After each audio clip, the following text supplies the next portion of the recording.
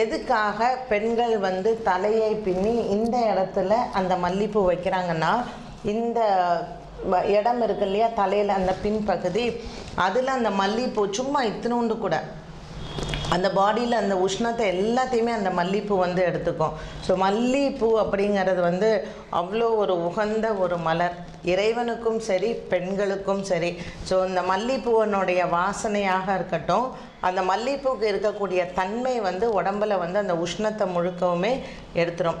And நீங்கள் வந்து பாருங்களேன், பொதுவாக வந்து ரொம்ப உஷ்ணம் இருக்கிற உடம்பில் வந்து பூ வச்சோடனே வாடி போயிடும் தலையில். ஸோ அந்த மாதிரி இருந்தால் பெண்களே கொஞ்சம் உஷாராக இருக்கணும். ரெண்டு விஷயம், ஒன்று உங்களோட உடம்புல உஷ்ணம் அதிகம் அண்ட் உங்களுக்கு அந்த நெகட்டிவிட்டி பாடியில் ஜாஸ்தி இருக்கும். ஸோ அந்த பூ வந்து எப்போவுமே கொஞ்சம் காயாமல் இருக்கணும். காலையில் வச்சோம்னா தலையில் ஒரு சாயந்தரம் வரைக்கும் அது மல்லியாக இருக்கட்டும் முல்லையாக இருக்கட்டும், அது காயாமல் இருந்தால் உங்களோட